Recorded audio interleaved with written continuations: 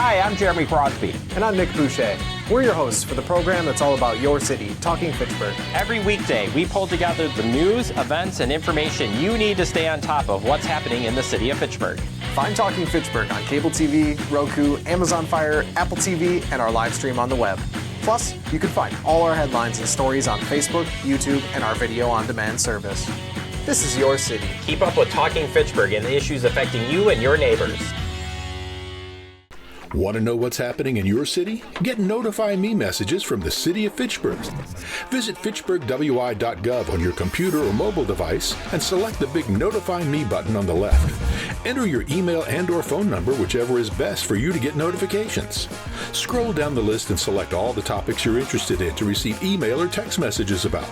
You'll be notified every time one of your topics is updated. Sign up for Notify Me, one more way to keep up with your Fitchburg government.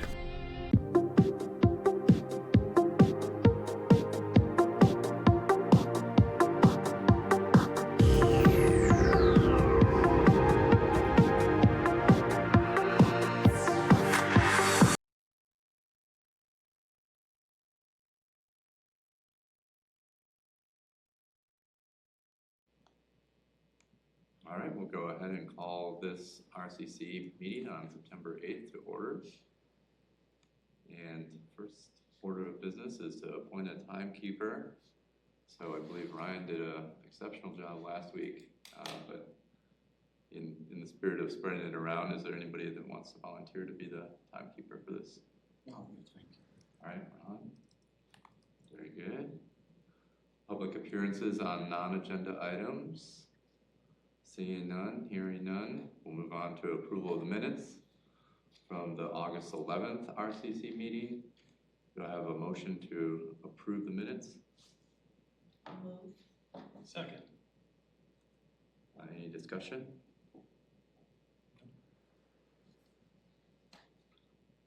Seeing no discussion, all in favor of the RCC meeting minutes from August 11th, say aye. Aye. Opposed? All right, pass. Moving on to agenda items, new business. We have resolution R 12925, accepting assignment of vegetarian management contracts. I'll move approval. Second. All right, any discussion? Yeah, I could just add a few Okay.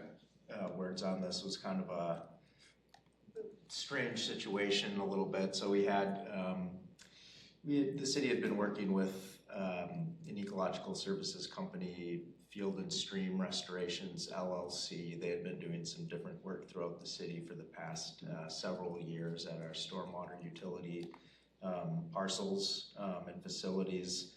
So Field and Stream Restorations, LLC, their owner retired and essentially gave all the business's assets to the employees there.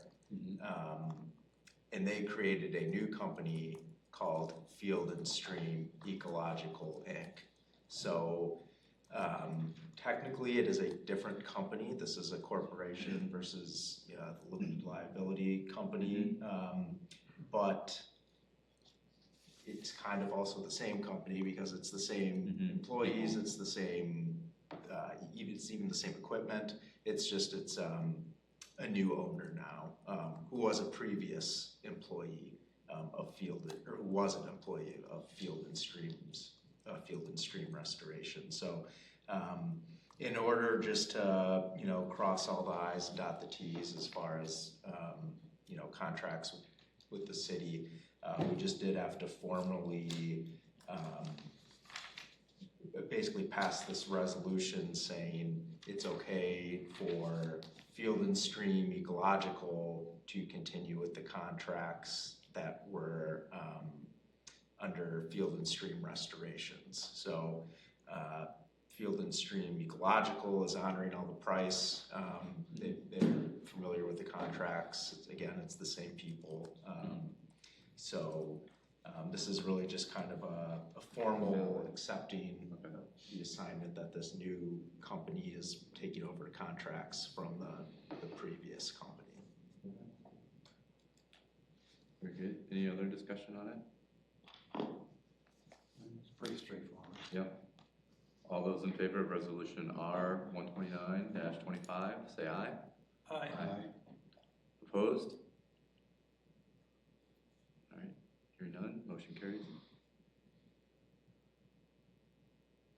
All right, moving on to ordinance 2025-0-17, amending chapter 22 of Fitchburg Code of Ordinances by creating chapter 22, section 22-8. Do I have a I'll move approval. second? I second. All right. Discussion? Phil's I, Yep. yep. Yeah, I can give a quick update here on this. So you'll notice there are a number of changes here made to the zoning code. The reason that this was also referred out to RCC is because there are some updates specifically related to solar zoning. There's nothing really substantial here. The purpose of making some additions to the solar zoning code was, so right now we are a SolSmart Bronze community. SolSmart is a national program to help communities become more solar friendly, whether through permitting, licensing, creating better informational documents, and various things like that. So several years ago, back in 2019, we became a SolSmart Bronze community. We were actually really close with a number of points to getting to SolSmart Gold, and it really required just a couple more small things. One of them had to do with training of building inspection staff, which has already occurred. One of them was about some changes to basically clarify in our zoning code that solar is permitted by right in all major zones. So that's what this zoning language change does. This doesn't change anything substantially. The state of Wisconsin already clarifies that no community can put obstructions in the way to creating solar. So this just basically adds that in for Fitchburg specifically, and enables us to get up to hopefully gold SolSmart later on once this is approved. There's one other step we're looking at that could get us to platinum potentially, having to do with automated online permitting, but this would at least be the last step to gold. So that's the reason it's in here for RCC was because of that solar change specifically. And then I could just add a few things on the rest of this ordinance. The other changes to the zoning code being proposed here are, I guess, just the very short summary would be to allow more flexibility within each of these zoning districts, with the goal of basically allowing more density essentially in these, or more housing in these zoning districts. So the ones that are part of this ordinance are the medium density residential. So changes to that would allow for some smaller lot sizes and would allow more units per acre. And what is an alley loaded single family? Sure. Yeah. I So understand alley. you want to just pull up Google Maps and yeah, show Terramessa? I can absolutely do that. That's probably the easiest way to Parts of Crescent Crossing, maybe? yeah, to kind of show. Share my screen quick. Or even uptown Fitchburg, just south of the fire station there. Yeah, there's a few examples of some of the relatively newer neighborhoods. Let's see.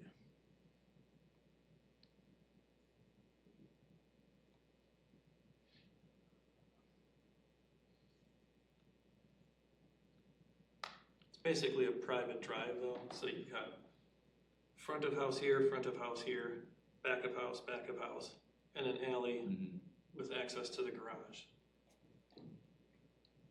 Between the two houses, or? Yeah. So both houses share the driveway then, or?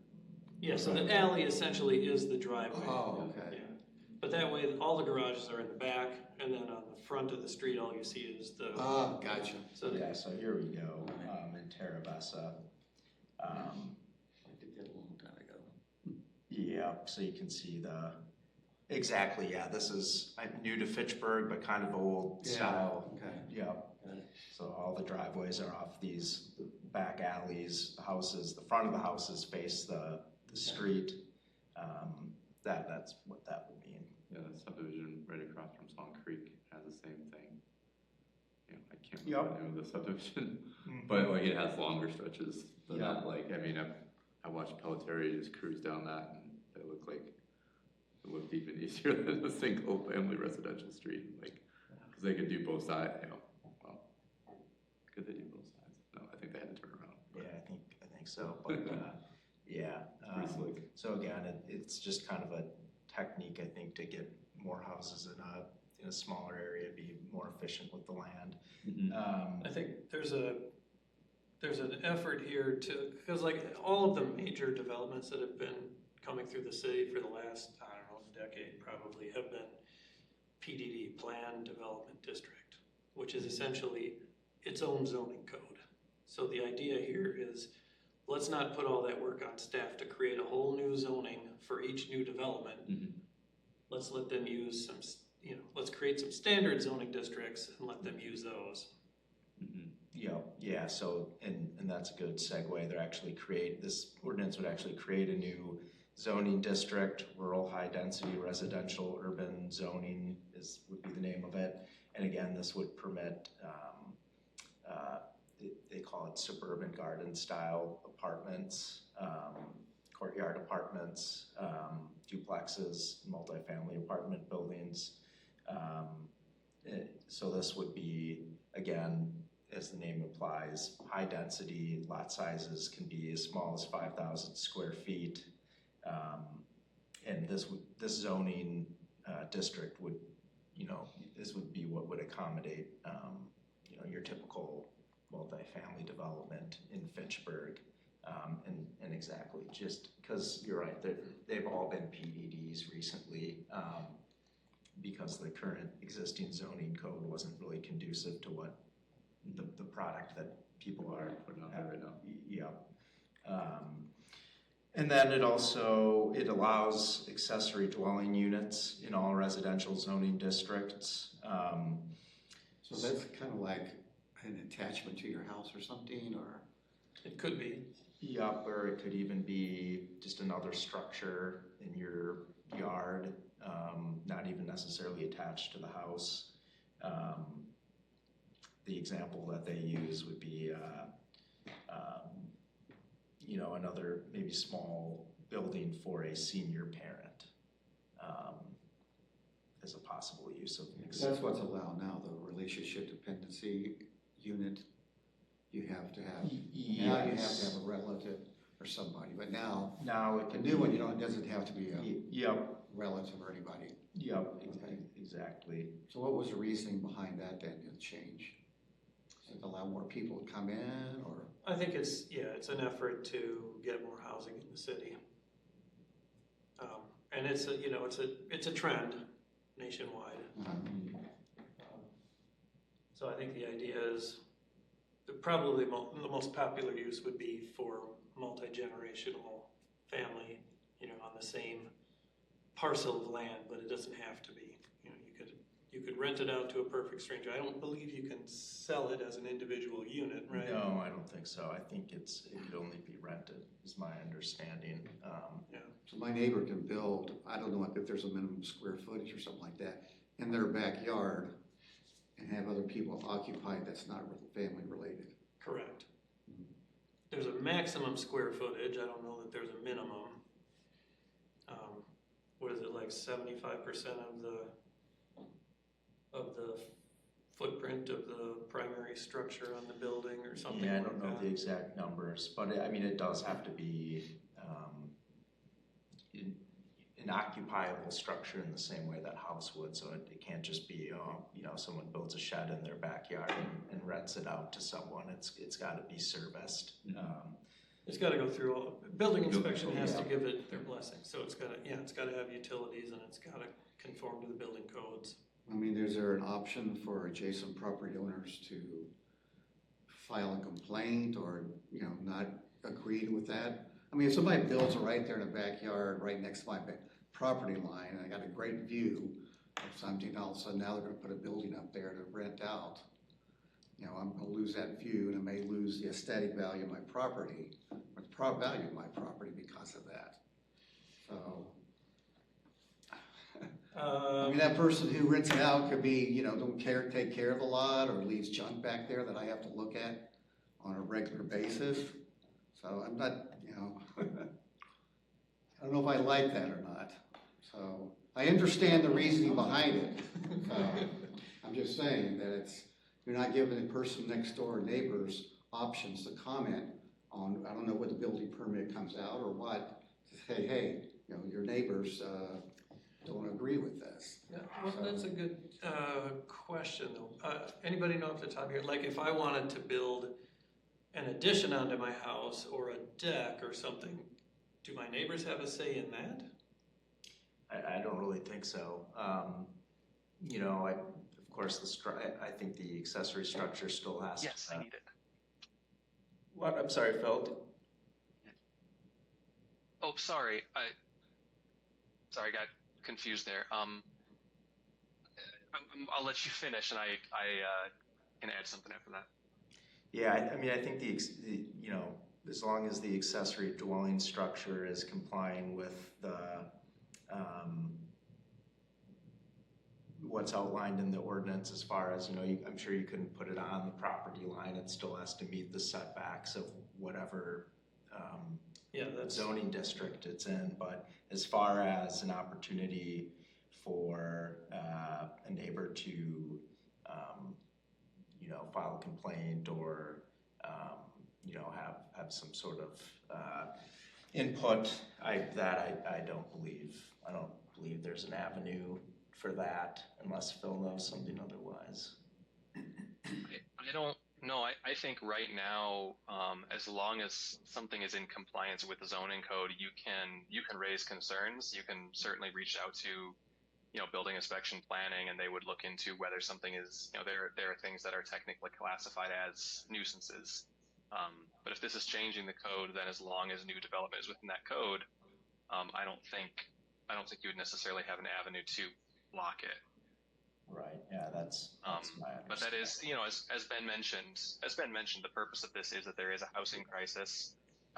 Fitchburg is certainly, slowly but shifting a little bit more from rural to suburban and even some lighter, lower density urban. And so this is kind of keeping in line with that. There are certainly a number of neighborhoods in Fitchburg where low density remains the general rule of things. But we're just looking to expand the number of places where higher density is enabled, and that also facilitates greater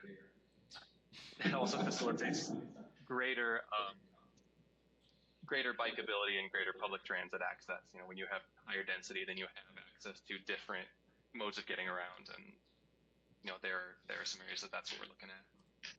This is also an excellent way to get more housing within the city without having to build any new roads and with minimal electrical and sewer and water extensions. But you're counting on that person that owns a primary residence to build something to accommodate those people. It's not like we're putting a bill, here's a plat, and we're putting 40 homes on it. This is not necessarily, people may not want to build with having an accessory building. This is an option to allow someone, if they want to put in accessory does that really dwelling. address the crisis that we have in terms of having enough homes available? Because that's, there's very few people who are going to take advantage of this, but if it's not an option, then nobody will. If it is an option, someone's going to do it, and then potentially it'll catch on, and it's a way to densify existing neighborhoods that are. Doesn't that change that to more of a high density neighborhood then? Like you said, if everybody starts doing it, then if my neighbors on both sides start doing that, now instead of having a single family neighborhood, I got single family neighborhood with rental units in the back, people renting them out to other people. Sure, or permanently living there in the like I said, probably the primary use is going to be for multi-generational families. You live in the main house when you're young, you retire, you move to the ADU, and you let your kids have the main house because nobody can afford a house anymore. And normally, are these I've walked through some buildings or homes like this. They have some out in Middleton.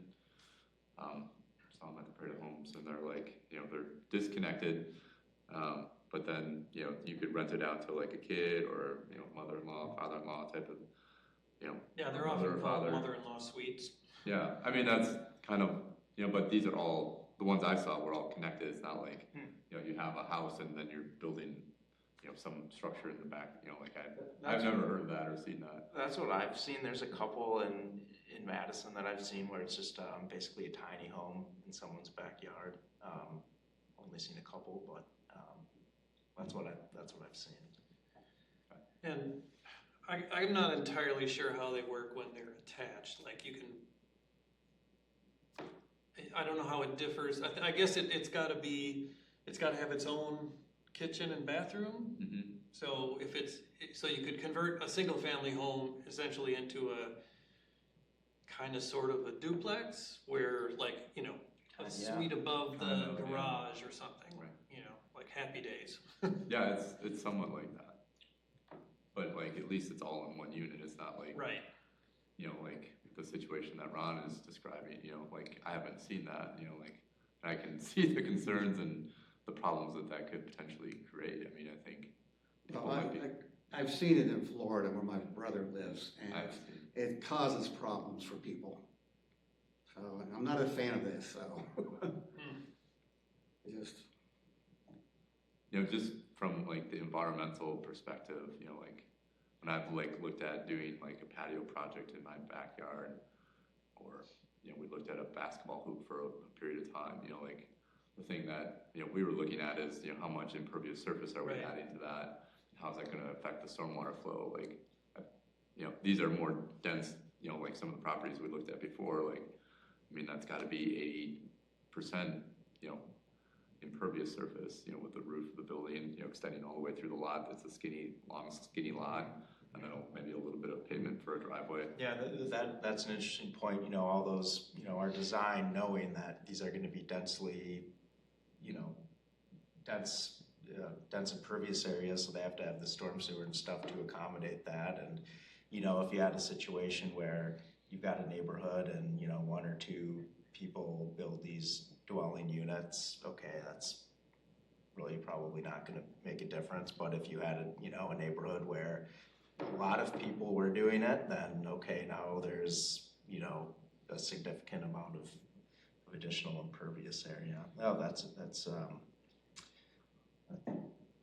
a good point. I'm all in favor. I'll say as a counterpoint, thinking about if you've ever done like carbon calculators, ecological footprint calculators, it is more resource intensive to have larger lots. So smaller lots does mean generally a higher percentage of impervious surface, but when your impervious surface is mostly grass lawn, like you are getting some water infiltration, not a lot of other tremendous ecological benefits. You definitely get more people served per square footage and overall less intense resource usage. There are a lot of trade-offs for sure. Definitely valid concerns on both sides, but there's local stormwater issues if you cover 3/4 of the land with impervious surface, but for the entire population, the alternative would be, instead of having one building and then a building that's half its size, you'd have two buildings of the same size, because that family that's living in the ADU would instead live somewhere else. And yeah, no, I get all of those things. So like, just from the stormwater, like we have more intense storms. So, should we be planning for these high density to have like more infrastructure to handle like the peak storm events than, a typical subdivision, because the water could presumably be traveling faster to get to the storm sewers and, potentially cause, more flooding in those very intense moments of the storm, compared to other subdivisions where, like obviously, like I understand the points that you and Phil are making entirely, makes a lot of sense to me, but like just thinking, trying to think through like the actual situation with stormwater. How many physically separate ADUs rather than adding a partial second floor to your house? How many of those can you add to an existing neighborhood before the stormwater system is overwhelmed. No, it's an actual question. Oh, it's going to be different for every neighborhood. It will, yeah. I mean, it obviously will be, but like, you know, it can be factored into the factor of safety with calculations. But like, I just think that, you know, I guess, you know, that's, you know, one side of it, you know, just to kind of be thinking about that. You know, we know that these storms are getting more intense. You know, like I think we've had actually a pretty average year in terms of stormwater. I think it's Total rainfall, yeah, but it comes down faster, right? More well, and it intensely, can, you know, like not every year is going to be an average year. So like, you know, we know what happened to Milwaukee, you know, earlier this year. I just think we should be, you know, kind of thinking about that as we consider these types of putting these templates out there. You know, and these templates, you know, like, have you gotten developer feedback? You know, like, you know, and I understand it completely from the staff perspective to like have some templates, so we're not, you know, making a, you know, exception every time somebody comes in with a new development idea. You know, but have the developers given feedback that they kind of, you know, fit into the, or can fit into these new, you know. Is there a certain lot size that allows for the development of an accessory dwelling unit? I mean, if you're reducing it down to 7,000 to 3,000, you already have an existing home on a single family home. Now you're putting another smaller home in the back. Right, and you've basically got zero. It's just rough is Right. the lot. If you look, we've got all this is pretty prescribed in this Yeah, section, okay. right? Yeah. Like the percentage that it needs to be of your square footage, the setbacks are all still required based on, you know, the back side Yeah, of the there's lot, 10 the or front side of the 15 lot. feet on the sides of each lot for the And setbacks. It's included here that rear and side setbacks may be reduced by the conditional use permit approved by the Plan Commission. So there's still some restrictions, 75% of the principal dwelling unit, that's the size that the new accessory dwelling unit can be. So it's based on the home size currently. So for me, having a 3,000 square foot, 2,500, right? So my only dwelling unit I could build would be 75% of that, plus fitting all the setbacks. So there are certain things already built into this, right? The dwelling unit cannot be higher than 25 feet. So if you're worried about building that's going to impede views and stuff like that, it seems that there has been things built into these changes that to try and, I guess, appease or to make it easier in those cases as well. So I don't remember reading anything about maximum percentage of impervious surface on the overall lot. Was that ever talked about? Is that something to worry about? Yeah, so I don't see that in here. I mean, if it's a bunch of people with 10,000 square foot lots, then it probably doesn't matter. But if it's a bunch of people, like you say, with 5,000 square foot lots or something, then, you know. But in that case, wouldn't the setbacks plus the, like, it's almost you're making it impossible to do this on certain Well, you'd people, have to right? go up instead of out. Right, and in this case, you can't go higher than 25 feet, right? No, well, no, I think the primary building can be 35 feet tall, right? Something like I that. think 35 was for the multifamily, unless I'm reading this incorrectly, the maximum height. Well, I guess I'm assuming that if there's a ranch house and they want to do a vertical addition and make it an ADU, they would be no taller than a standard 2-story house, and so they would be fine. Right. Yeah, I'm just looking at at least under sub 10 of the 22-230 additional, chapter 22, article 2, division 10, highlights the maximum height of a detached building containing an accessory dwelling unit, including one built above a garage or similar space, shall be 25 feet. Okay.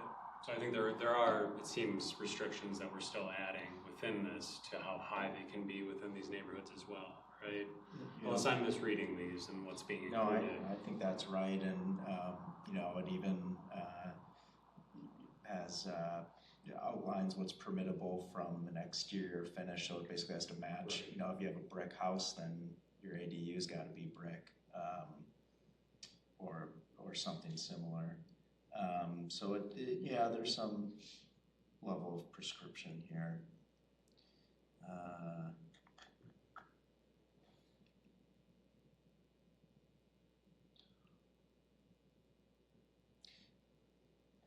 Yeah, I mean, there's probably a lot of lots that you couldn't even do it. I mean, if you've got utility easements, you can't put it over that. And they get so the easements are typically within the setbacks though, right? Typically. But they're also they're requiring that access off of the street, right? I think that's point. Yeah, you need to have a 4. sidewalk leading Right. out to your driveway. Yeah, so they'd have to If it's a build separate something building, in. Yeah, So, and the entrance has to be on the side, not the front. yeah, I think it says something, accessory dwelling unit entryways within a rear or side yard shall be connected to street frontage by a paved walkway or driveway. So I don't know how many houses are actually gonna, be applicable to these changes to actually build an ADU onto them, but I'm gonna guess that it's not gonna be every single house, especially with the neighborhood we just looked at that's got, 5,000 square foot lot sizes. Right. But maybe could be completely wrong on that. I have a friend that I know she's currently building an ADU, or they're looking to build an ADU so that her dad can move up from Ohio and live in the area and have their place attached. And I think their intention is to have it attached to the back of the house. So it'll be the separate unit that will be attached, but have its own entrance and exit. You can go in and out of it, everything like that. Oh, they're gonna let them get in and out. Oh, yeah. I think so. Well, when he's not watching the kids. Oh, okay, right. Any other discussion on this? I guess I wanted to point out there's a typo that's in here in several places regarding solar. It says the area underground mounted solar energy systems, blah, blah, blah. That should say the area under ground mounted solar systems. Is that, if I have a list of like typos and stuff, and I guess any sorts of questions, do I just send those to Deanna? Yeah, you can send that. Yeah. She'd be the best person to send that Okay. to. I had a couple of questions on the solar, or I guess a comment too. So it talks about ground mounted, I guess in a residential context. And I was thinking, like in my backyard, I have a grape arbor, and so like if you had a pergola or something, you could use solar panels to give you some shade. So I don't know I don't know what we have in mind for this, but just having a ground-mounted solar PV system, I'm not sure how many people would do that either, but there might be creative uses for it. It's pretty uncommon to have ground mounted in a residential context. Where you'll see it, I think, most often is if you just have strategic shading where your roof is not viable for various reasons, whether it's the angle of the roof, if it's just not facing, if you don't have a good slope facing south or west, or if you have tree shading, then maybe you move to your yard instead. But you're right, it's very uncommon.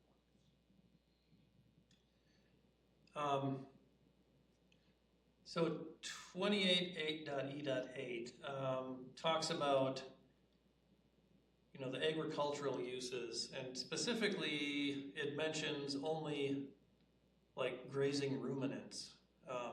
Is that the one and only use we think we want to allow for this, or like is there?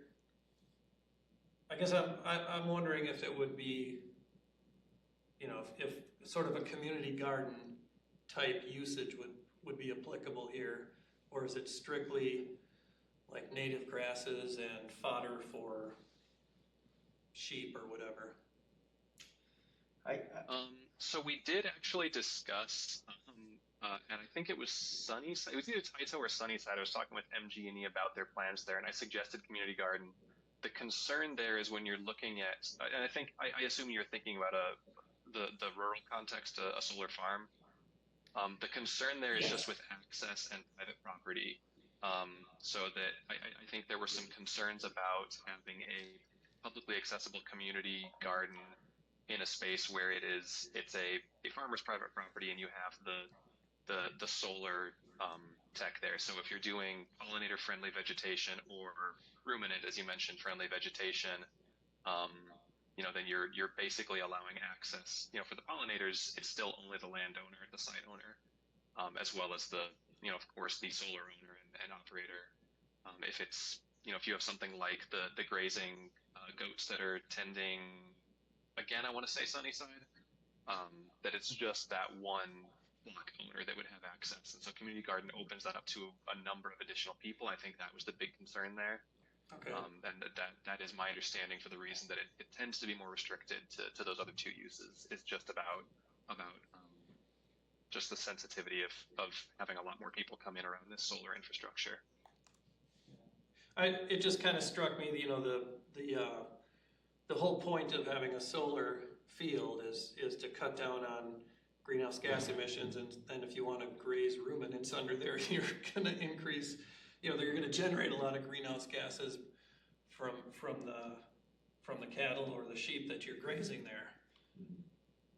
True, although you're not generally creating new flocks of sheep and goats because of these solar farms, so they would be grazing somewhere. And so this is those grazing as opposed to bringing in a lawnmower. And I'd say, I don't know the emissions trade-off there, but it's not zero sheep versus now there are sheep. It's just, are they grazing somewhere different? Mm-hmm. So there's no induced sheep demand? I'd have to get back to you on that. Okay. And then for decommissioning, it says that the field needs to be restored to the condition prior to the development of the solar energy collection system. I guess I'd feel better if it said, that good or better, because it might be built on a field that's like bare plowed soil or something, and restoring it to bare plowed soil isn't great. Yeah, I could certainly ask Deanna about that. My assumption reading is that it's implied. I don't think anyone would complain if it was restored to a better condition, but that's kind of the baseline, that it needs to be at least the quality it was prior to development. But I could certainly ping Deanna on that and see if there was thought given to that. What do we foresee for decommissioning? Are these, would MG&E naturally want to get rid of this at the end of the panel's useful life after 30 years or whatever? Or do we think they would really like to have these sites in perpetuity? I'm just wondering if there's going to be, because this is farmland, right? And the farmer's too old or whatever, and nobody wants to buy the farm, and so he's going to let the power company have a 30-year lease. After that, if the soil, if the field is returned to its original state, which is like I said, just worst case, bare plowed field, and there's no farmer ready to take that over immediately, and then we wind up with a lot of erosion and soil loss, degradation, etc.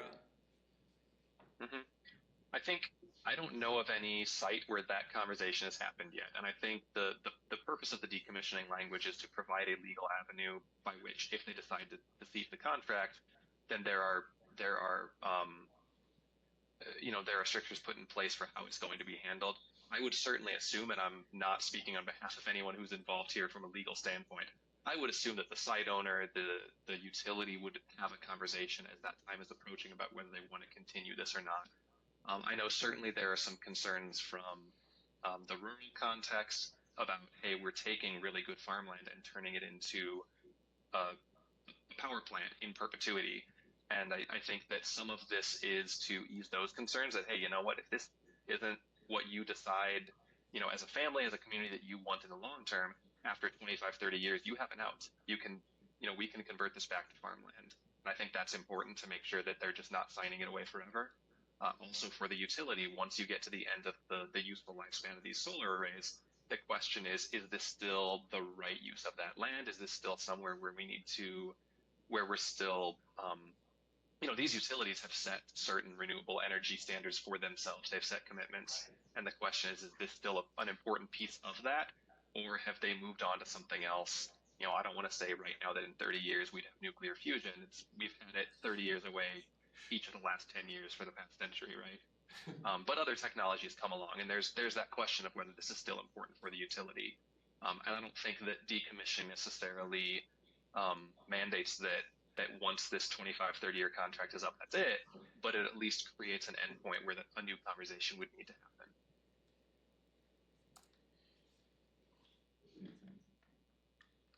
So, yeah, do we want to put this out there with amendments? I mean, you have some suggestions that you've had.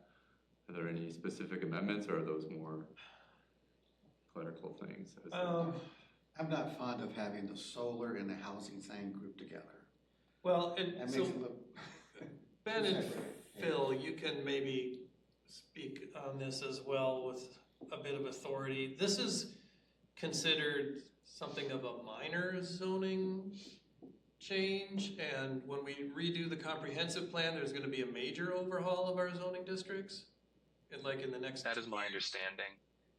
Yeah. So my understanding of the reason these were lumped together is that even though it's a minor change, it's still a pretty heavy lift, and it was easier to group these together. Certainly in part because my position is within the planning department that decision was made. But it was easier to push these three together than to create two separate zoning updates. That's my understanding. Again, I'd have to defer to Deanna on that. Okay, and this is reminiscent of the South Stoner Prairie and Greenfield neighborhood plans. It comes before RCC. We talk about the stormwater, and that's it. And that's like one small piece of the overall plan. Well, this is the same thing. It's coming before us specifically for us to review the solar portion of it, and the rest of it is kind of outside our purview. And not to say that feedback isn't welcome on the other portions. I wouldn't want to restrict that. I do know that the primary reason that it was referred out to RCC was because of the solar change. But certainly, RCC weighs in on stormwater things on a regular basis. So that wouldn't be out of turn to make suggestions there. I mean, just, Ben, do you think there should be an impervious portion to that, language? Yeah, I'm trying to think about how that's, how that would work exactly. So, per our ordinance, single-family homes do not need to apply for erosion control or stormwater management permits. That's all through building inspection.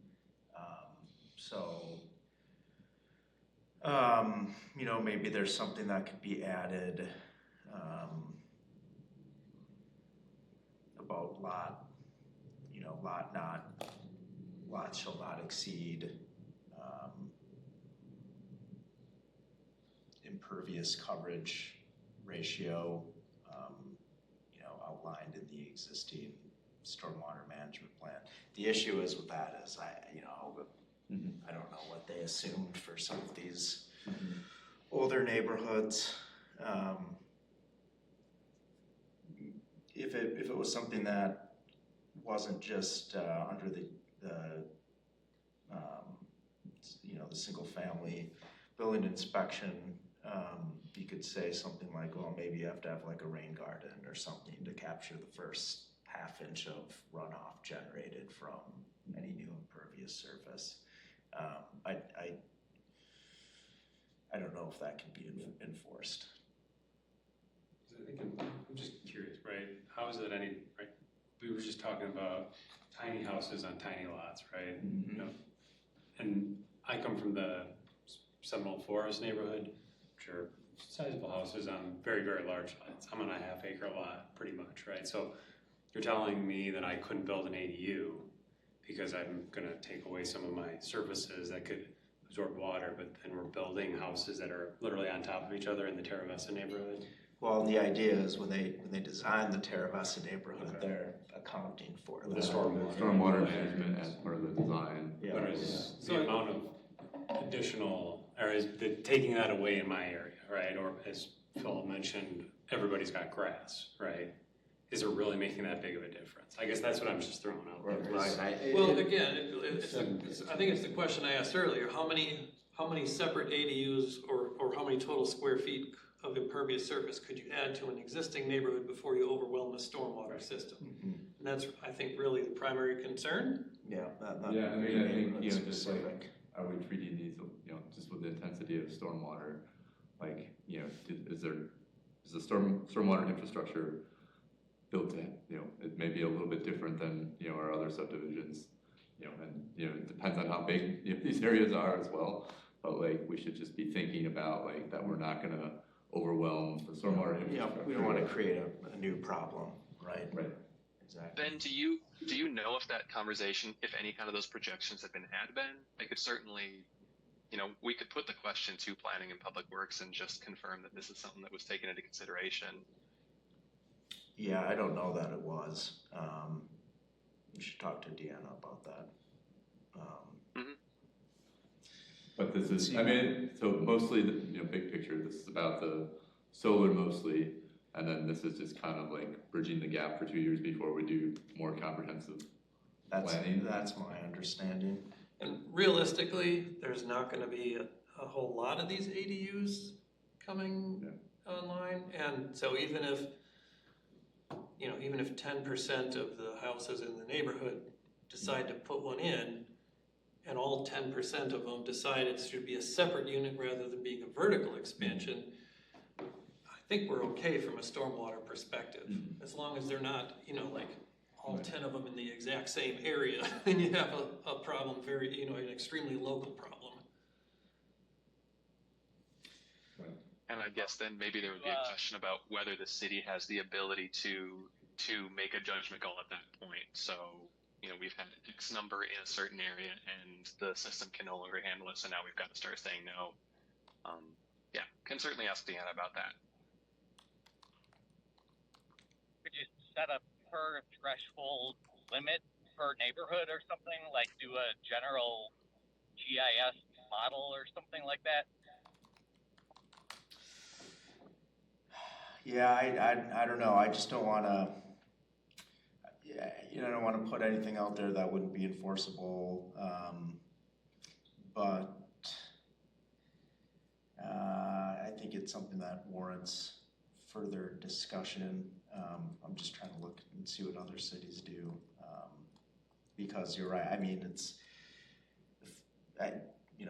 Chances are a very small percentage of people build these, and if 1% of 2%, it probably really doesn't make a difference. But right, there should still be something that addresses this if they do get popular and people are building these more frequently.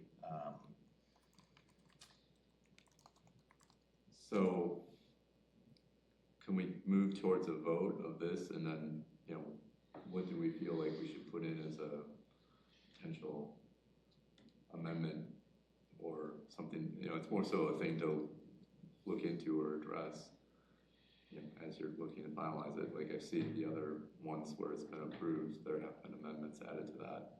But in order to do the vote, we have to vote on the ordinance with a certain statement or that kind of covers the amendment that we'd like to cover on it. So I'm wrestling with, we have two things here. One is an RCC thing, solar. Right. The other is more of a planning, housing thing that, that we're not typically involved with. Right. Buildings and things like that. So I'm just wrestling with, I can vote on one thing, but I don't like the other thing. But if I vote on one thing, I'm voting it all. Yeah, and like I said, it's the same thing as with the neighborhood plan. We gave our blessing to the neighborhood plans. Well, we gave our blessing to the transportation corridors and the future land uses and all of that. Not just the stormwater aspects of it. So I guess that's. Apologies if I missed this in the discussion. I'm sorry, but I'm looking through just the amendments that CETA requested, and this isn't part of their amendment, but the language from section 22-237. Accessory dwelling units may share existing utility connections with the primary residence if adequate capacity exists. And is that clause enough to ease some concerns that the language does specify if capacity exists. Oh,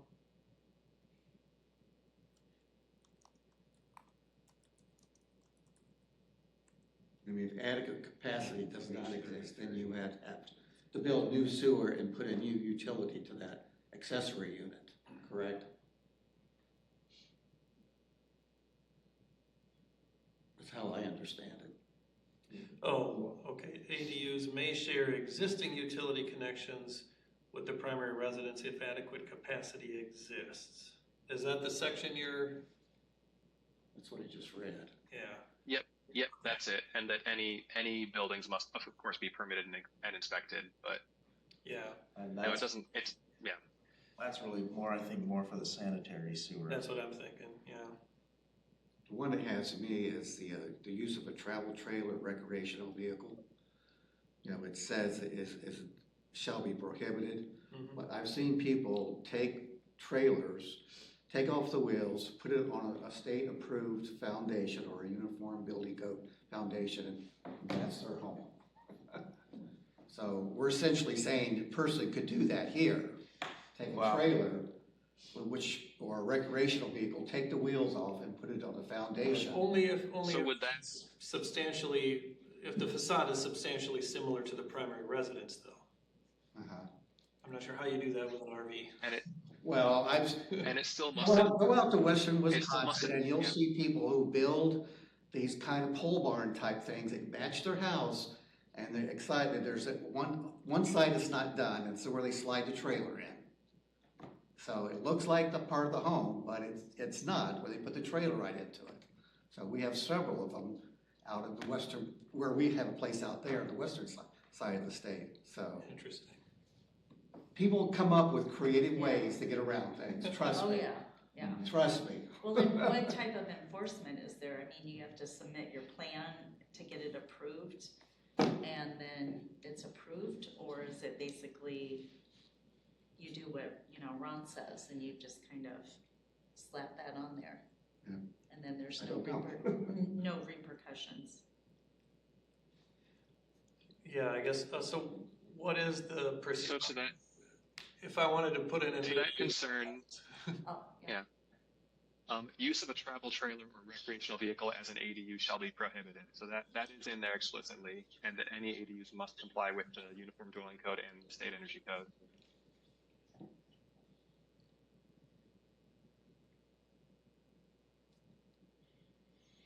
The structure must be, this is another amendment from CETA, structure shall be permanently installed in a foundation compliant with the UDC, and the ADU shall be served by permanent utility connections, including water to sewer. But,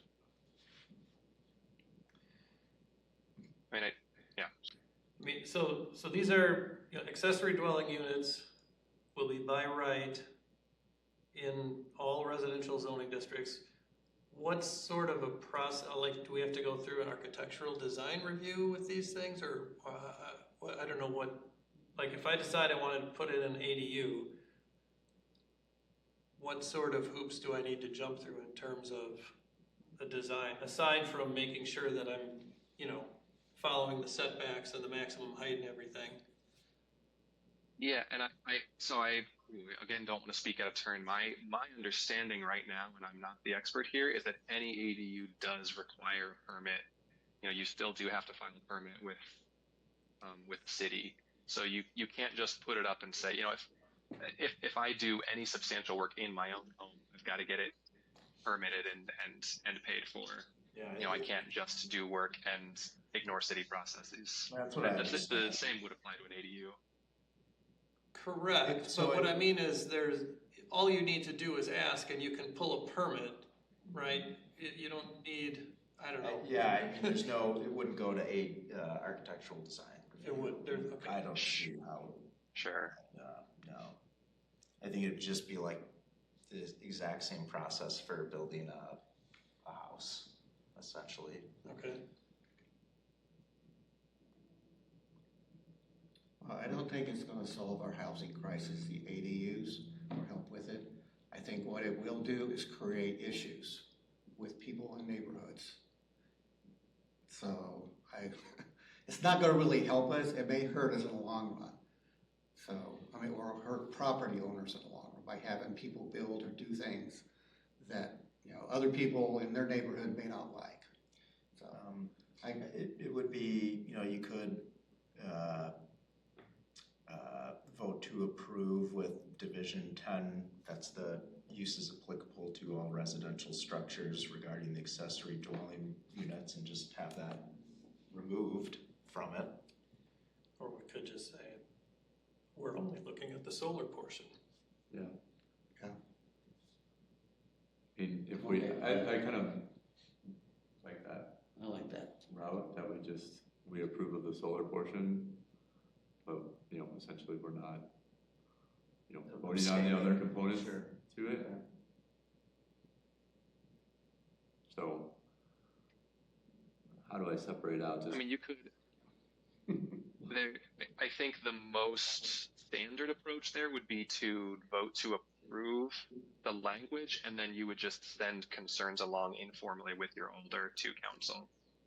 And so you would express those concerns. Otherwise, I think the only other way to do it would be to to offer an amendment that strikes everything but the solar. Yeah. I think those would be. Does that sound right, Bill? I think so. Those are kind of the two best approaches. So. Yeah. I mean, I'm thinking back to the neighborhood plans when it comes to council. You know, somebody makes a motion and we get a second, and then they say, okay, did plan approve? Did Public Works approve? Did, you know, and when they said, did RCC approve? I said, RCC approved, and we only looked at the stormwater aspect of it. Mm-hmm. Or maybe it was just a discussion topic. I don't remember if we've actually voted on that or not.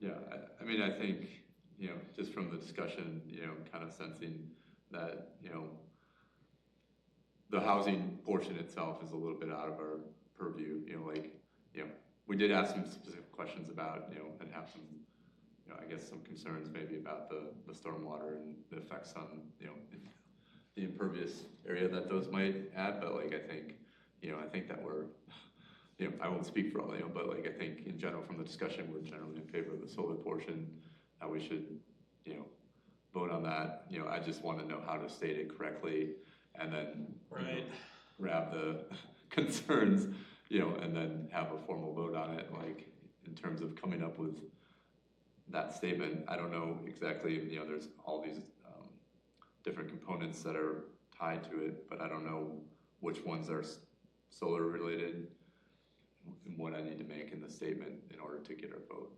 So. Yeah, I don't know that you can just say you vote on a section of it, unfortunately. I think it either has to be kind of like what Phil said. You know, you vote to approve and send the comments, or you vote to approve with an amendment that basically just strikes out everything else, which I think says we didn't look at this, you know, we didn't. All right, so I think we could have the vote on the ordinance, and then, you know, with the recommendation, if people have concerns, to share those with their alders. Yeah, this is coming before council tomorrow night. So you get one day. Well, I mean, at least we're coming in before, you know, like, this is what we asked for. This is why we've moved the meetings to be, you know, on, you know, this second Monday of the month before we get to, so, you know, so I think we'll go ahead and do the vote. So all those in favor of ordinance 2025-0-17, say aye. Aye. Aye. All those opposed, say no. No. So it has passed the RCC, you know, and then I would just make the recommendation that if people have concerns, that they write their alders, and need to do that by tomorrow, it sounds like, to share those concerns. Yeah. Okay. You can show up tomorrow at the council meeting and speak 3 minutes, or just register some comments. Okay. Or send an email. All right.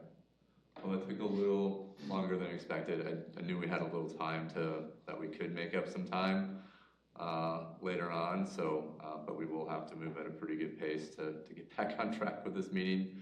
Thanks for the discussion. Move into agenda item 4C, resolution R130-2025, acceptance of the Organics Management Grant Award and approval of the contract with Dane County Department of Waste and Renewables. I'll move approval. I'll second. Discussion? All right, so I think we're all pretty familiar with what this is. I will just mention that it did pass 3-2 just a couple hours ago at Board of Public Works. So there was still kind of the concern about, you know, that kind of expensive, not sure how many people were gonna use it, but I think it did go much better than the previous resolution that was brought before them. So yeah, again, I think you guys are all familiar, but if there are any questions on this, I'm happy to answer them. I'll just reiterate, you know, the recycling drop-off area is frequented by people in single-family homes who have much greater ability to compost at home. And I think we'd be better served if this was in a place that's surrounded by a lot of high-density housing where people don't have that option. Yeah. I think the hub is going to be a good location for that. Where's that? You put it on It's Traceway. Traceway. It's right off of Fish Hatch. Just north of the High Line. North of and the golf course. So we were initially thinking that the city does have this small parcel north of the golf course, but the issue is there does have to be some way for a truck to get in and empty the carts. So that wasn't really possible with that parcel. You could make it be an obstacle in the pump track. Yeah, there you go. But I think the actual, once the hub is constructed, there will be location. I mean, you can tons of multifamily around there, and people are going to be there. It's already kind of a destination, hopefully, or is the hope. So I think that's kind of the ultimate goal to put it, unless anyone has a thought of a better location. I mean, even the, McGaw and McKee Park, I think good locations as far as people go there, but again, I mean, there are some condos by McKee Farms Park, but it's still, I mean, like, you have all those apartment complexes right there, but like, I still question, are they gonna bring it around to McGaw Park? Whereas the hub seems like it's very central, yeah. Very Somewhere central. in Uptown might be, near where the Rusty Bee is. Yeah, that's a good spot, and I was looking for any municipally owned parcels there, and Hartung Fields, North Park area, the southwest of Swan Creek would be another good place. Yeah, possibly there. Like, I mean, I think we'll just have to continue to brainstorm on, there's a small park, but there's, it's kind of down the road a little bit, it's not. I just don't want to see low usage here and then say, well, all right, nobody's using this. Well, maybe it's because we didn't give the right people an opportunity to use it. Right. So, I mean, but we have the ability to move these around, right? Yep. So, I mean, I think we gotta, do our due diligence, do our work, follow-up work on the back end, and like, where is it working? Like, collect the data, and like, if that's not the numbers that we want to see on it, and then, let's try it somewhere else and see if it does better. I think it's partly trial and error, and like, partly we want to get feedback from Dane County, like, where is it working for you, and then, actually we start giving feedback to that entire system of, all these different locations, and, together we're all, what I envision is we're all working together to try to find the best spots to put them around Dane County. But, that also means that, we can't just forget about this after we approve it, and, we can't just, not look at the data. So I do want to make maybe looking at that data part of what we do in these sessions, maybe it can be part of a staff update, at least we're covering on a regular basis going forward. So I think it's kind of my recommendation is, we've gone through a lot of effort to get to this point on it. Right.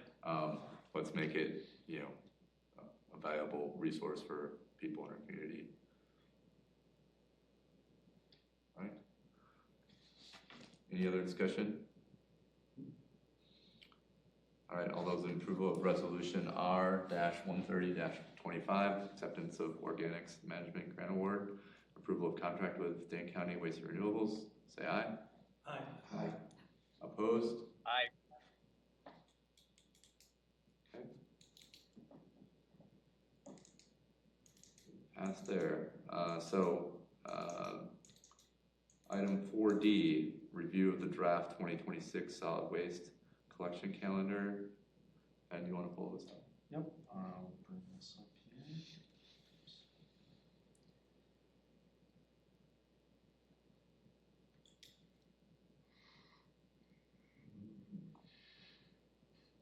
Okay.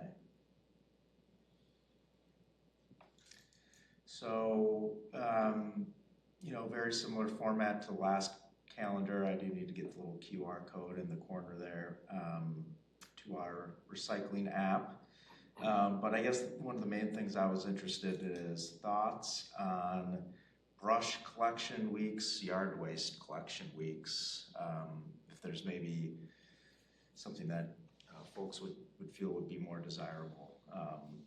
And I do have to run this by or get Pelletieri's okay on all this too, and just confirm that they can actually complete these dates, but this is pretty similar to what we've done in the past. Potentially maybe trying to move the last yard waste pickup later in November, I could see as being, something, but just again, wanted to get feedback and see what everyone thought. What's the last pickup or the last brush and yard waste collection for this year? For this year, for 2025? Yeah. I I feel like we pushed it back a week as compared to 24, is that right? So we added an extra Yeah, day. yep, we added one more Yeah. yard waste collection. We had an extra day in October? It was an extra. November 10 to 14 is the last one for this year. Okay, Oh, really? Thanks, Phil. Okay, So we're actually a week later. yeah.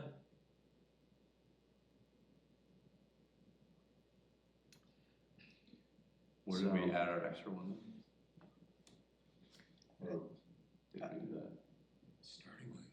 So the first one starts on the end of September. September 28th is the first yard waste collection in fall. Mm-hmm. And then we've got one at the end of October, and then one in the middle of November.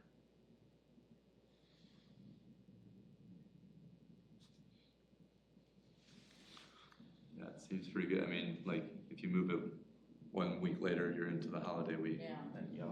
And then, like, pretty much any time from November 2nd going forward, it can snow, but, that happened, really once in the last 10 years. Like, I remember we had snow cover for Halloween.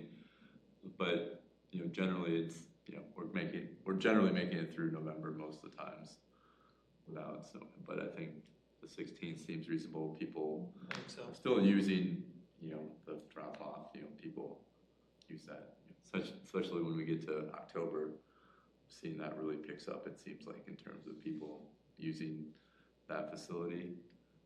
But I feel like, the every 3 weeks has worked really well for me this summer. Like, every time I look, oh, when's the next pickup? Oh, it's next week, great, I can do some things this weekend, so like, I think the timing that we've had, like, every 3 weeks over the summer months has been pretty good. And then, we're more dense in the spring and the fall, and we have it a week later this year, which I think makes sense with climate change, kind of, just slightly shifting a little bit later until we are expecting snow. So, but I know sometimes that's been late, but we have had some cooler weather, I think the last couple of weeks. And so last year it was just warm pretty late in the fall, if I remember right. So, and then we had the early, 1 week earlier, the collection day. So I think we might have been pressed a little bit last year, but then again, next week it looks like it's going to be in the 80s next weekend. So Yep. You never know. It's hard to say. One thing, I guess it may be just semantics, yard waste. Are we just looking at leaves? Why do we call It's- it, it's you know, not brush only and leaf leaves. collection week? But I mean, other sometimes- communities call it leaf collections. Yard waste, does that mean grass clippings can be put in there? It does, yeah. Why isn't that open all year round when people mow their yards? This time of year, people fortunately or hopefully are not mowing their yards. It's just mostly leaf collection. It's I mean, if mostly, it's leaf, because to me, the leaves are the big issue. It gets from the waterways.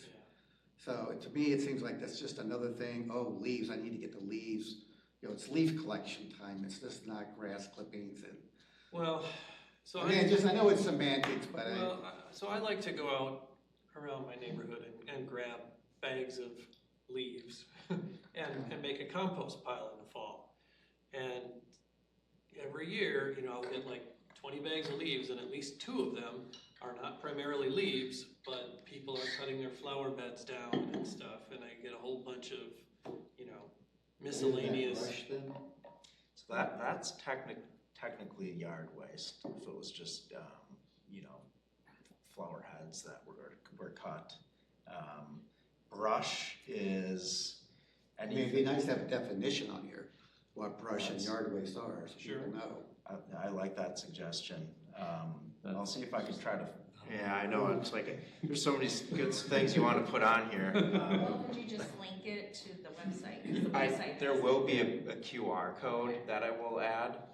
So But you could like say people- something like for definition of yard waste and Yes, brush, I like you that. know, click here. But it already says, place brush neatly at the curb, blah, blah, blah, less than 5 feet long and 6 inches in diameter. So that kind of implies what brush is, you know, it's But there- mainly, And you know, I think we say the difference between, you know, a branch or a twig that's considered brush versus yard waste is if it's bigger than, you know, your thumb.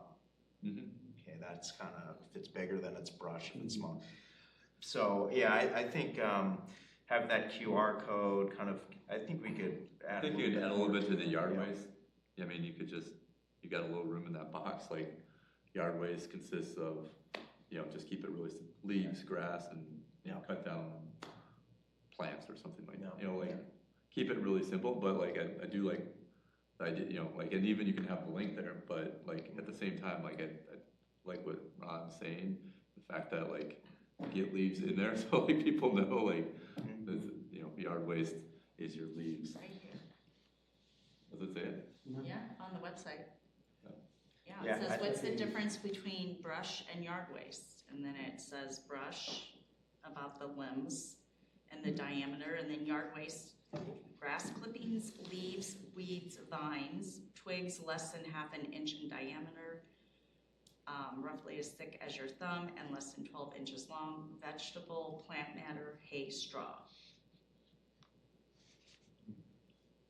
Well, I think I can get So some that improvements. having yard waste collection should apply all year long, or just like brush.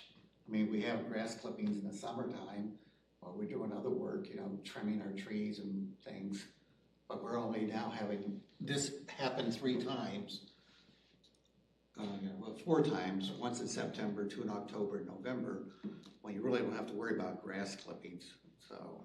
Yeah, definitely the later. I mean, it'd be nice to have grass clippings in June when I cut my grass and put it there when my compost pile is just getting too much grass clippings. So it'd be nice for someone to come pick it up, but I'm not gonna save it all the way to October. You collect your grass? What? You bag your grass? Yeah. When you mow? Yeah. Okay. So you don't mulch? I do, but sometimes when it gets thick, Oh, okay. my wife doesn't like the tracks Okay. around dead No, I grass. gotcha. So I have to bag it when it gets thicker. We are going from 5 to 4. I think, did that get noted on the number of yard waste collections? Going from 4 to 5. I think we have 5 in 2025, don't we? Yep, this was the 5 first year of 2 in the 5. spring and 3 in the fall. Is this going back to 4 though? Nope, we've got 2. We got in April, May, Yeah. September, October, November. Oh, okay. I was looking at the bolded ones, and I guess the September one is not bolded. Oh, well, there you go. That's another good catch there. Does the 28th one need to be bolded? Is that That is bolded, I think. It should be bolded here. It should be a solid line around it. Oh, I see what In you're saying. the brush collection with the Yeah. asterisk. Yeah, September is not bolded. Yeah, Yep. Good catch. there you go. And then the last week of Although- October should be. Also, Yeah. I think your That one's- asterisk actually is what's signifying it, isn't it? So you would actually. It is. Yeah, okay. Yep, Yeah, well, there we so- go. Okay, so there's So you're a five. little Got off it. then in October too. Yeah, Yeah, I see got a that. couple more things like that. Like May 31st is white and it should be yellow. Yeah. And you've got the Thanksgiving holiday listed as November 27th instead of the 26th. I sure do, yeah. Okay. Question, so on the lower right, it says, place yard waste in reusable containers or bags or compostable bags at the curb. And I can easily parse that in multiple ways. Reusable containers or bags or compostable bags or reusable containers or bags or what is the intent there? I think just giving people the options of what they can set their yard waste out in. So like 55-gallon garbage pails filled with clippings and leaves is okay? You could do that. I guess, so, you've got the word reusable and an alternative is compostable, but then there is that or bags in there. Some people just put it in a trash bag. So it is, plastic that bag. is the intent that, Yep, so okay. you can. You Okay. can. That's what I was wondering, because saying reusable containers or bags. It's like the bags we get from the city here are reusable. Yeah. Reusable container would be the 55-gallon garbage can that's filled with Sure. yard waste or leaves. But it's, when I see reusable containers or bags, that says to me that I shouldn't be using any single-use plastic bags. Right. But I'm not sure that's actually the intent here. What if we just put a backslash on? Yeah. Instead of that or there? We could add some clarity. Containers, Instead of or. backslash bags. Yeah. And then or compostable bags. Yep, I think we can do that. We've got a couple of interesting holidays. So July 4th is on a Saturday. Does that mean that the following week, the collection happens Tuesday through Saturday instead of Monday through Friday? Or how does that work? Yeah, what do we get? Do we get the Friday off? So I think, Just to throw out there, it goes July 6th, and then it goes July 9th, and then it goes back to July 8th. So just as I see that. No, that's actually happening next year. Oh, okay. So you get the third off though, right? If it falls on a Saturday. Well, you get somebody the has a Friday. July 9th birthday. Right. If it falls on Sunday, you get the Monday. Two birthdays. So really, I should probably clarify that and almost move I'll have to signify something on July 3rd so people know that yes, it's not the 4th of July, but it's observed, as far as being off work. Yep, I see, I got you. Yep. And then Christmas is on a Friday.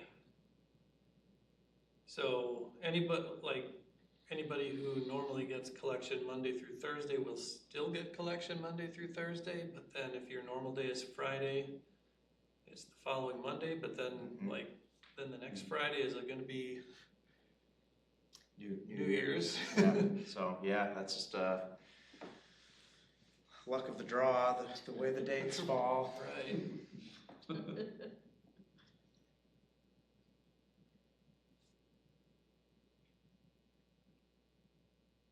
All right, any other comments? Got all those? You got all those. Perfect. Thank you, guys. All right, moving into old business, agenda item 5A, Green Thursday event planning. So we have a couple of things going on here. We have our Green Thursday starting in November. I think we'll start with that, and then Ryan has some updates. He's been, having some conversations. So why don't we start with Kim? I think you've chosen a movie. Why don't you go ahead and give the update? All right, so at the last meeting, I had updated everyone that with the new system that they are using at the library, that there has to be license for these movies. And so it's either through if it's through the library, then we don't need to pay for a license. If it's not, or if it's listed and it's not, then you do have to. So I put out a bunch of suggested titles, and Rebecca researched them, and basically all of the ones that I had listed, only one of them came back where it wasn't gonna cost us. So that was the winner. Good one. And so it's the 11th hour. The library changes its hours, so it closes at 8. So she was suggesting that we wouldn't want to start any later than 6. Yeah. And then we probably want to leave time, for a little discussion afterwards, so. Could plan it like 1.25x or something. Yes. So that will be, that'll be November, what's that, first Thursday? The 6th. November 6th. Yeah, so November 6th will be the first Thursday. And then the next one, we run into, it's the, am I wrong? Okay, wait, is it, now I'm getting confused. Okay, wait, so it's November, and then. January, but we're gonna need to Yeah, move January, that, yes, so. because that's the 1st. Yes, thank you. So that could be like January 8th then? No, the 2 dates that she gave us that we need to decide were, hang on a second.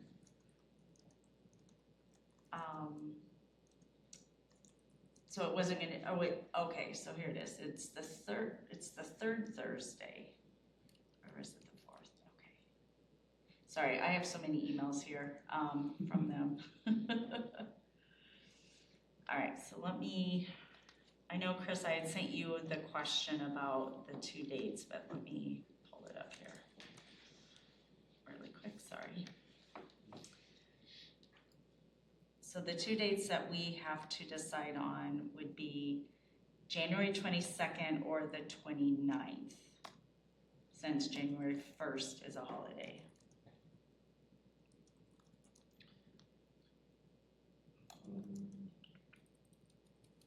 I guess I prefer January 22nd. All right, sounds good. It's closest to the 1st Thursday. It's closest to the first Thursday if we're There trying we to go. brand I it. like It's that. closest to the 1st Thursday of January, but the 29th is All right. closest to the 1st Thursday of February. That's true, and that could get confusing. Okay, so we'll go with that. So then we'll just have to decide if we had talked about doing other things besides a movie. If we wanted to bring in a speaker or something, I mean, obviously we have some time, but Yeah, I it'd be didn't nice know to just kind of have at least a game plan right, so I didn't for know the year. And then if we like- wanted to pull together our outreach and just kind of Yep. plot out the rest of the calendar and figure Yeah, out so I movies think- versus Yeah, speakers. sometime in the next month, so I guess the action item would be that, Kim and Sharon Hanrahan and myself have a meeting, we kind of talk through options and try to plan some other dates. Yeah, Some of that's gonna be good to based do. on like what some of these films might cost or Yeah. what other options we can potentially figure out, and then we could try to figure out like, all right, we're gonna go 3 films and we're gonna do 1 event. Yeah. And we don't know what that event will be yet, but we're gonna plan for one of these events to be an event, so. Yeah. I guess Yeah. we have 6 that we have to figure out for the year. We're doing it every other month, right? So we have to figure out when it's an event versus when it's Yeah, a showing. Okay. yeah, so that would be good to get that all planned out so we can just get it Okay. on the library. And then I website. think we'll bring that to one of the next RCC meetings. Potentially October, maybe November, but we'll bring that and just kind of go over it with everybody. Everybody can kind of weigh in on topics and what we're thinking, because we can always make some changes to that, but like at least have something on paper that we can react to. All right, thank you, Kim. Uh-huh. There's an awful lot of movies called The 11th Hour, movies and TV series. I just went to IMDb. I'm assuming you're talking about the one with Leonardo DiCaprio Yes. from 2007. Yes, that is correct. All right, and then I know Ryan has had some conversations, so maybe you can just share an update. We can kind of decide what next steps are on a potential. Sure, yeah. So I did talk with Andy Potts on Bike and Ped, and he's also part of CETA, which I think also played into this a little bit because Bill passed along a list of some ideas that he had put together that would cross commissions and in some cases also potentially impact local businesses, which is where I think Andy brought Joyce Fry in with economic development and sort of started talking with her. But as I noted, his role on CETA also I think offers him up that entrance into some of the local businesses. So having that conversation with Andy a little bit, I'm not entirely sure on the timeline we're looking at right now. And I know, Bill, you had a conversation with Andy this morning, I believe. So if you wanted to fill in after that on some of those conversations. I talked to him this afternoon then, kind of a little bit about what you talked about.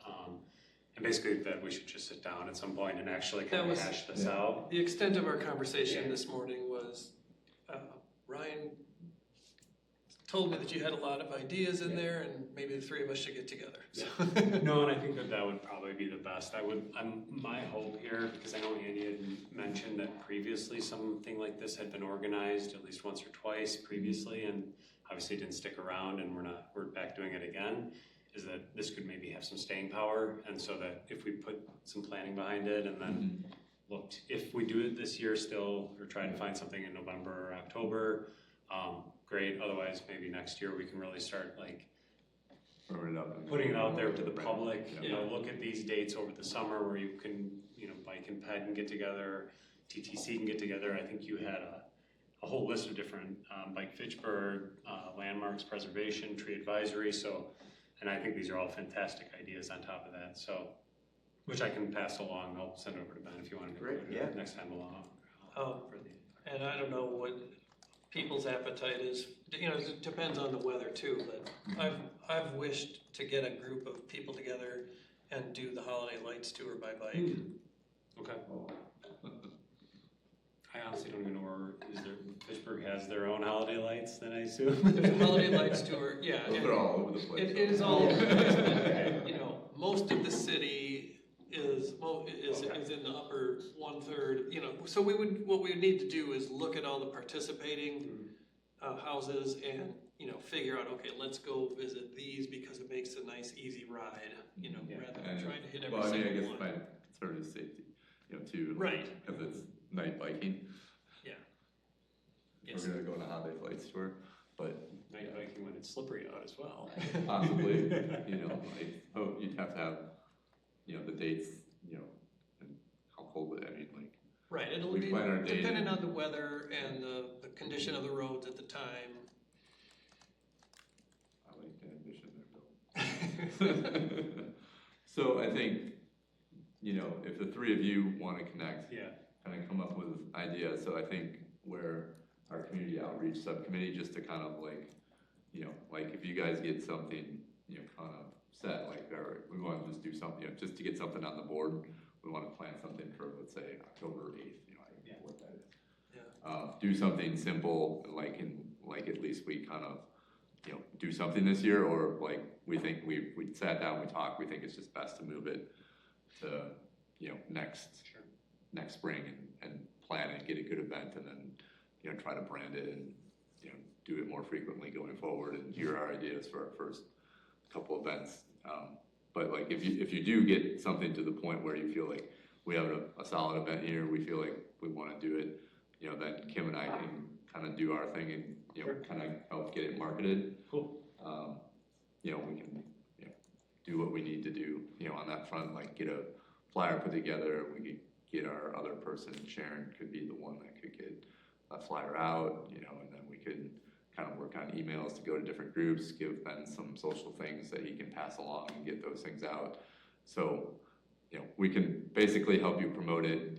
We can help plan to a degree, if you need that support. Yeah. But at this point, I think if you guys get something on paper that you feel pretty good about,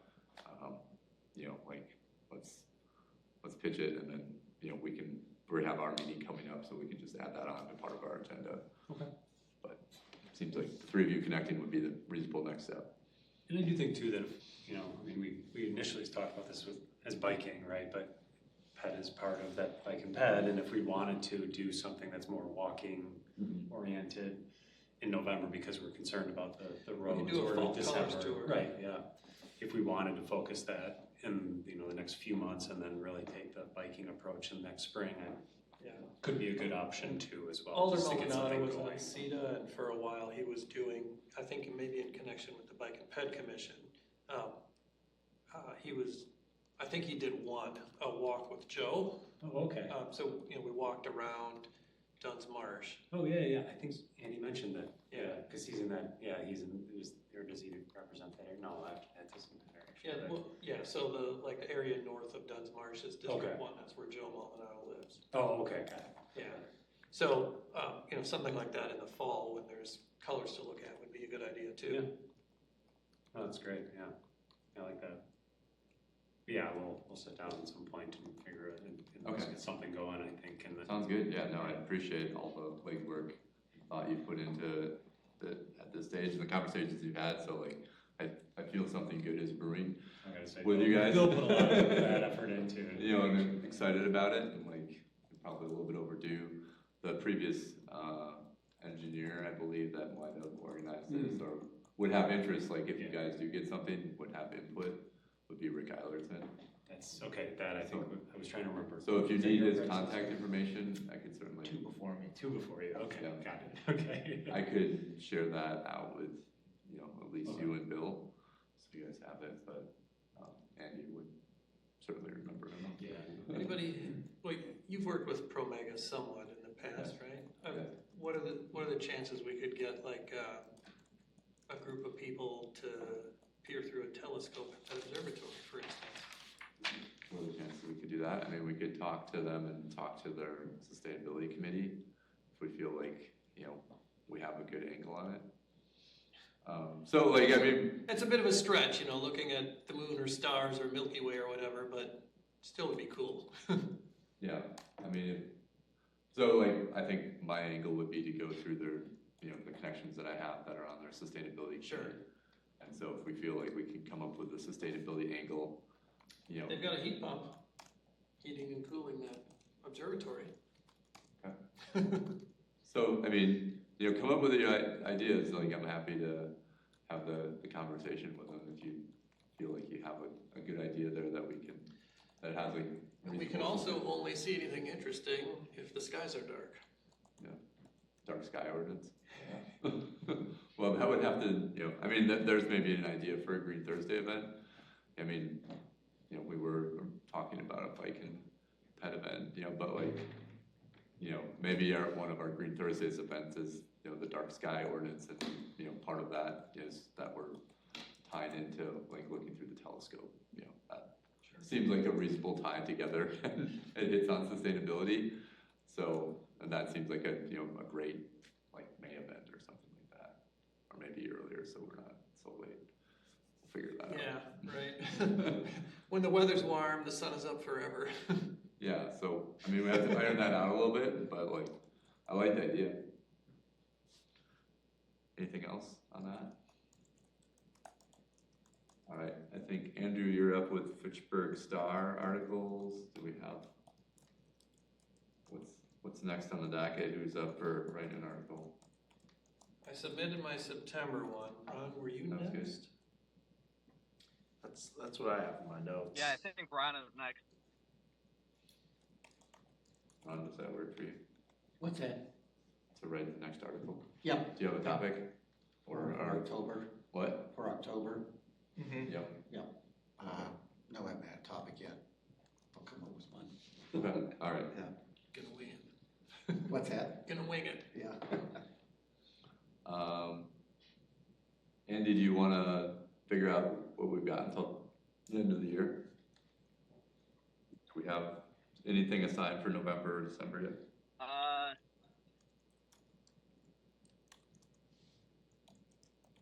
Yeah, I'm actually driving right now. Okay.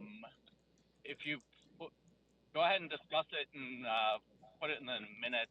Okay. All right. How many articles do we do? And I can write another one if need. I mean, we do it. I mean, we can do up to 12. I mean, like, Okay. they'll take an article every month, and I had I 9 think in we've my probably head. fulfilled our commitment. I think our commitment is actually 9. But Oh, okay, so that was not, that's like a minimum. I was thinking that was how many the Fitchburg Star wanted. So they'll take as many as we'll give them. yeah, so then we've Okay. always just, you know, at the current time, like, we have people that have been willing to write articles to fill that. Okay.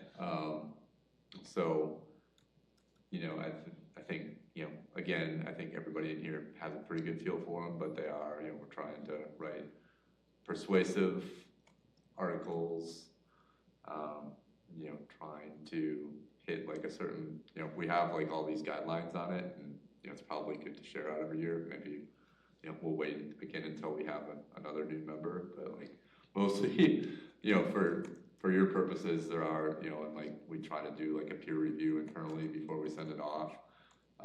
You know, I think, you know, we've all been victims of probably sending our article out like really late and not giving our fellow commissioners time to, you know, a lot of time to review. You know, and I think we've all been in that boat. So like, I guess, you know, just challenge us to try to get our articles in like closer to, if you can, like 5 to 7 days in advance of it actually being due.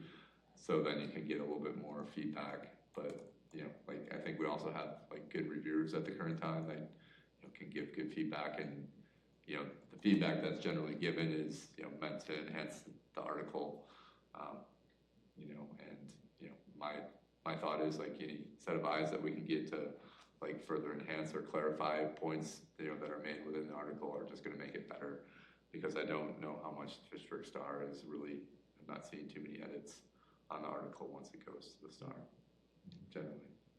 So, you know, I think, you know, having that stage where we can do a peer review on it is helpful to improve the quality of our articles and make sure that those are clear. So I would just ask that we try to target that. In terms of the months of November and December, has anybody not written an article this year so far? Just the new guy? Yeah. Oh, right. and Jim He's probably. not the new guy anymore. Jim probably left before writing one. Yeah, maybe. That's one tactic, I guess. So, I mean, you know, Ryan, you know, like, I know this would be kind of your first time, but if there is something that interests you in the realm of sustainability, you know, I'm happy to share other articles. I mean, we have literally probably dozens of articles that we've written over time. So, like, just if you want to read through like a handful of them just to get a feel for them a little bit more. But, you know, if there's a topic that, you know, is of interest to you, like, I'm not going to press you to, like, you have to, thou shalt write an article in November or December. But if you have interest at some point, you're certainly welcome. Otherwise, I think that, you know, maybe we could come up with somebody to write something for November, and then maybe we take the month of December off or something like that. I'd be happy to write, if we haven't done too many of these already, but kind of either just strictly salt use type article, or more of a general kind of winter best practices, so you could get into the salt and then, you know, heating your home efficiently, as far as, you know, checking for drafts and that kind of stuff. Yeah, I think November, December. Get your focus on energy kit that's got the window. Oh yeah, covering. yeah. You got to get the plastic up there. Yeah, yeah. I'd be happy to do that in either month. Okay. So why don't we just slate that for November, just to have it? Perfect. So Ben with an article in November on energy efficiency and salt use. I was going to say that it would have been. I took a tour of MMSD a couple months ago, and they had a lot of different tips and stuff on, you know, water softener usage and where you're setting your softener and all that stuff. That's a good one. So that would have been the only thing that I could think of topically for December and that November. So that was well, that's an article all by itself. I think the water softener. Oh, is it? I think so. It's the biggest source of chloride, even more than road salt. I know when we ended our tour, the last thing, like one tip we can give you is just like check your water softener, have somebody come in and service it to make sure that it's like operating efficiently, because that seems to issue within, at least over in MSD. Yeah. I know I've gotten a new water softener within the last year, and like the salt use that we've gone through has decreased pretty dramatically. Quite a bit more efficient. Oh yeah, Nice. for sure. And, just letting people know how much salt they should be going, because everybody here has roughly the same hardness of water. So, throughout the city, you can say 1 pound per 100 gallons of water, or whatever the number is, and then give people a way to figure out, am I going through too much salt? Because I don't know that anybody. I don't know how much salt I'm supposed to be going through. That'd be kind of interesting. So, if you want to take that one on for December, we can pencil you in for that. I think it was penciled in on one of the months anyways, when you were, I think it was the meeting you were gone, I think somebody, if I remember correctly. Well, why don't we pencil in for that, and I'm happy to share some articles with you, but that'd be great, yeah. We'll hit chloride pretty hard.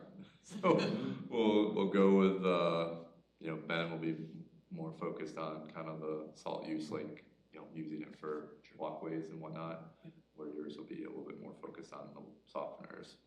Cool. I think one of our past members will be very happy to see our focused attention on chloride. So, very good. That, I think, gets us to the end of the year, so I think we're good there. Next item. And we will not have a December meeting, is that correct? So we'll need to have January penciled in before by our November meeting. Yeah, I think we'll maybe hit this. I like to hit this maybe every couple months, just to, even if it's just reviewing who's on tap. Right. I think we'll hit it again in November, probably not hit it in October. All right, and then I did just kind of put this in here. This can be just a quick 2-minute topic, but yeah, we do have our fall recycling event coming up this Saturday. So Ben, just wanted to give you the opportunity to close out any details for the planning side of things. Yep, and we're actually in pretty good shape.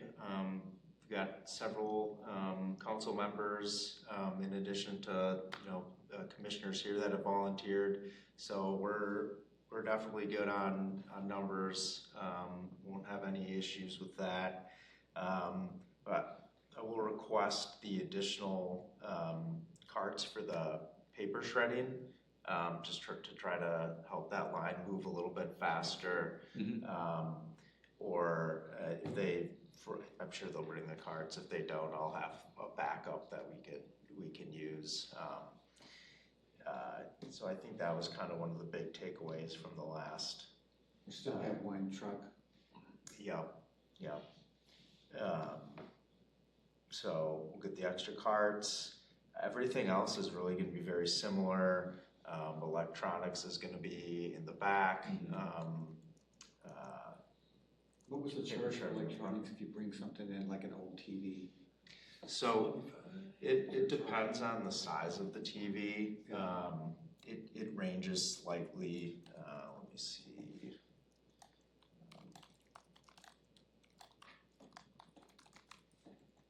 I think it's like $15 to $30 or so in that. Okay, so big old tube TVs. If you have one of those big tube TVs, big console TVs. So it's all flat or tube, doesn't matter. If it's 29 and under, it's $20. 30 to 49 inch, $40, and then 50 plus is $60. Or I'm sorry, 50 to 60 is $60, and if it's larger than 60 inches, then there's an additional fee per inch. But we don't really see many of those yet, at least. So I think, and then the electronics recycling company does do like a mailing, and I think they circulate that around the different subdivisions. So like I know that Swan Creek got hit because I got a mailer this time, and we don't normally get it every event. So like I think it.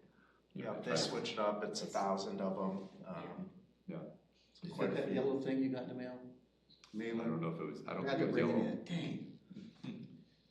I think I got one of those too. That was not. I was going to ask about that because our neighbor was asking me about it. Well, I don't know. I got it in the mail. I don't think it comes from the city of Fitchburg. I think the mailers that Resource Solutions sent out, I mean, they look pretty nice, right? Yeah. No, I've seen some stuff that Okay. it just looked like someone ripped a 8.5 by 11 piece of paper in half and wrote their email on it. You know, I mean, there's been, so no, it's definitely it looks good. Professional looking. Yeah. Mailing that they do. But this is not City And of it's like- Fitchburg then? It would not have come Okay. from the city. But everything's on the website too, with Okay. the flyer. And it lists out what is free, what the charges are, Okay. no batteries, no med drop. Yeah, I guess, you know, phones. what's always a good idea, and I always forget about until the morning of, is like, you know, if you are like a volunteer and you're working in electronics, it's always helpful. Like, even though it's not your responsibility, like, people are kind of asking questions, or like, if you're seeing something in a box, like, you at least know, like, what can't be coming in there. So, like, you can be, you know, on board and helping the resource solution folks with, like, hey, this is a battery, I shouldn't have this, you know, like, I think it's helpful if we at least know that, because we're probably unloading some cars in situations. So, very good. Anything else? Anybody else have any other questions about the event? And what time do you want us there? You know, it doesn't have to be, you know, super punctual, but maybe a few minutes, you know, 10 minutes to 8. If we could get a few volunteers, you know, just a little bit before the event starts. Because we know the cars will be there. They'll be lined up down the road. We'll get there, yeah. Yep, and then I think we'll have some other volunteers that'll kind of filter in and out throughout the day if they weren't able to attend the entirety of the event. But yeah, I mean, I'll have it all set up and stuff. So, you know, 10 to, we'll have, you know, coffee and stuff too if you want to get in a little earlier. Have some refreshments. Fingers crossed it's not gonna rain. Yes, that's Rain or shine, right? It is, yeah. Yes, so come prepared. All right. Just one reminder, I know the the morning snacks that Ben brings should lure you into the lobby of City Hall, but I think everyone here has been pretty good about it in the last few events, but we do have a sign-in sheet, a waiver form that for volunteers to sign, so make sure you look for that as well and grab a lanyard and a vest. Oh, yeah, if you wouldn't mind signing in. Yeah, and then, lanyard and a vest, right? That's what you said, lanyard? Yeah, definitely. Yeah, just with the volunteer tag. A vest at minimum, so everyone's being safe and. All right, sounds good. I will not be here this Saturday, so I wish you all the best with the event. Goes well. All right, moving on to agenda item 6, council update. Bill? Yeah, we had a couple of events. We had a proclamation honoring our K-9 Drago's retirement. I saw that. Oh, yes. And, so Sergeant Parker's son purchased Drago, gave the mayor $1. Community night out, art fair at the Agora Pavilion area there, the final concert at McKee, so we've had several events here in the last month. The Wisconsin Department of Administration releases population estimates this time of year, and they said Fitchburg's population as of January 1st of this year was 36,197, which is up roughly 1,000 from the previous year. We approved a professional services agreement for the City Hall renovation, so when the police department moves out, and we're going to remodel, reclaim that space, and free up, get everybody else a little more breathing room. Parks-related stuff, Chicory Meadow is getting a new basketball court, and then the 2 tennis courts will be replaced by 1 tennis court plus 2 pickleball courts. The final 4 B-cycle stations have been installed, so that completes phase 2. So there's one at the McKee Farms Park, one at the Rusty Bee, one at Jamestown Eagle Park, and one at the Staybridge Suites near Hy-Vee. First meeting of the Friends of Fitchburg Parks will happen Monday, September 15th at 6:30. The location is still to be determined. Defense holder Dave Herbst is trying to get that group together. Some administrative stuff. The Community Equity Committee has been officially established within our ordinances now. So it had been an ad hoc committee that went for about a year, and it's now an actual committee just like the RCC is. We've got some changes coming to the Fitch-Rona EMS district. So the Fitchburg has been getting kind of a good deal on that. So we have more, the share that we've been paying in is not as great as the share of our calls for service. So things are being shifted around a little bit. The board will now have, it used to be 3 members each from Fitchburg, Verona, and the town of Verona. It will now be 4 from Fitchburg, 2 from the city, and 1 from the town. But then Fitchburg will wind up paying a greater share. So that'll be based on, in equal parts based on our total equalized value, population, and calls for service. CIP has been adopted. There were a couple of amendments in there that might be of interest to the RCC. Placeholder has been put in, I think, for the year 2032 to get a leaf vacuum. And Quarry Ridge Mountain Bike Park is going to get some expanded parking plus some bike parking.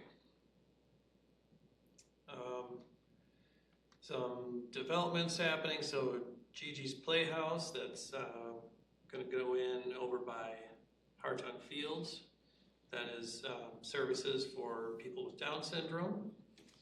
City on a Hill Church and immediately neighboring Bowman Plaza. Both of those are moving forward now. So Bowman Plaza is going to be removed and replaced with what will be the tallest building in Fitchburg at 7 stories. 2 stories of parking and 5 stories of residential. And then the City on a Hill Church is going to be, that whole area, the entire lot is going to be changed. So they're doing some building changes, but then also they're expanding their parking lot and they're going to share that with the Bowman Plaza development. So that 7-story building, is that, how many units are going to be in there? I want to say something like 250. A lot. Yeah, I think that's the first development in Fitchburg that's going to have more than 100 units per acre. So you're gonna have, are the 2 levels gonna be underground parking? I think so. And then 5 above? Yeah, and there will be some retail on the ground floor as well. Oh, it'll be retail. Okay. Yeah, I think 9,000 square feet. Okay. And they said somewhere between 1 and 4 tenants in that retail space. I mean, is it open for anybody or seniors or? I think it's all market rate. Okay. But it is right on, it's on North Fish Hatch Road. It's right along the B line there. So, it would be good for, seniors who have aged out of driving, that they can just walk to the street and get on the bus. Mm-hmm. On the corner of Seminole and Lacey, there's the first apartment building is moving along there. I think that's 85 units, something like that. So that'll go in like between Seminole Highway and the Badger State Trail there, just north of Lacey Road. I don't know if anybody gets alerts, notify me alerts on various things, but I got one, I think today, about the Basswood Drive cul-de-sac. So there's a Bud's Drive and Basswood Drive meet up over by Wolf, Sub-Zero, and that's going to be, that intersection's going to be severed, so there'll be a cul-de-sac there, because they don't want cut-through traffic, potentially getting into a tussle with their delivery semis. And finally, the new police facility, the groundbreaking will be on September 11th at 4 p.m. So if you want to show up for that, you're welcome. There's a construction going on Fitch-Rona Road. I know it's on the right-hand side of the road as you're heading south. But that's in Verona, right? The west side of Fitchrona is the town of Verona, but. On the other side of the road is Fitchburg, right? Correct, yeah, the center line divides. So do we know what's going on there, or? Well, Fitchrona Road is getting reconstructed, and. This looks like some kind of development going on. Is this to the south, on South Fitchburg Road, or whereabouts? When you come to Lacey, Fitchrona, you go left going south, and you go down a bit, and you see all this development occurring out there. I didn't know if that was going to, is there a lot of traffic going to be there impacting that, roundabout that's going to be put in? So, because the roundabout's both in the city of Fitchburg and Verona, right? Yes. Okay. So. I'm not sure what that is. Yeah, I'm just kind of curious what's being built over there. But they have a lot of it's on the equipment out west there. side, so it's in the. It's on the west side, yeah.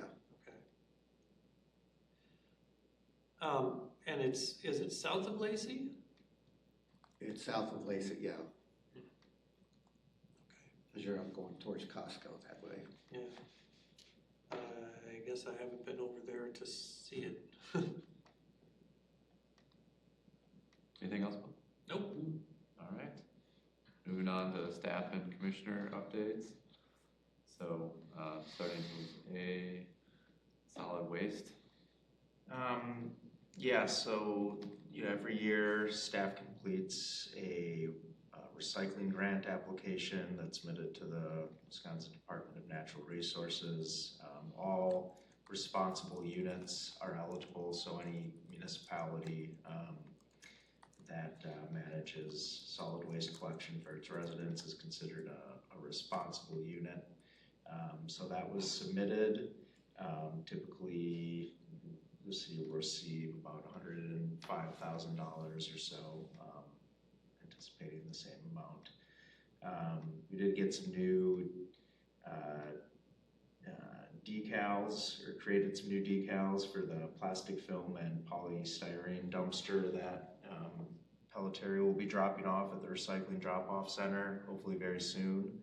It is still expected, the new dumpster is still expected to come this September. And might have to do a little update to the recycling drop-off video, just to kind of explain the new, or the expanded service that's provided there. Ben, any thought been given to creating like an educational sign there for people they can walk up to, say, oh, this is this oil disposal area, this is what it does, cardboard over here, something like that, some kind of sign. Like a bulletin board kind of a thing? Yeah, but nicely done. Right. So. Yeah, I like that. Gives people so I dropped this brush off here, I can't drop things off that are bigger than this amount, 4 inches or whatever. We have some signs up there, but it's very kind of general, just, oil here, cardboard here, right. Flatten your cardboard. It doesn't necessarily go into, Be nice to use some of these funds potentially for some educational signs that are. Yeah, that we have, use some of that money, but put something up like that. Yeah, we could definitely look into that. Fitchburg is setting records on our cardboard Find a recycling. spot. Yeah. No, 35,000 person community is recycling like this community is.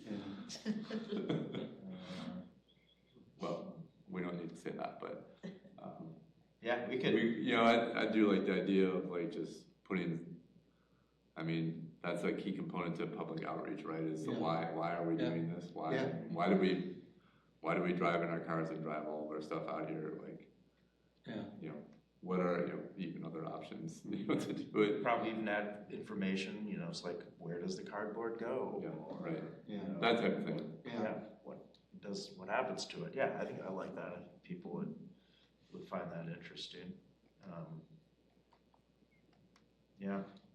Well, our intern just had her last day, but that would have been a good thing. Project, yeah. But I think we could definitely do that. We've also just started to review and update the refuse and recycling accounts for 2026. Finance needs that prior to finalizing things to send to the county for tax bills. So that's always a fun Excel exercise. That's about it for solid waste. And then of course, the food scrap, work that has been ongoing. Stormwater,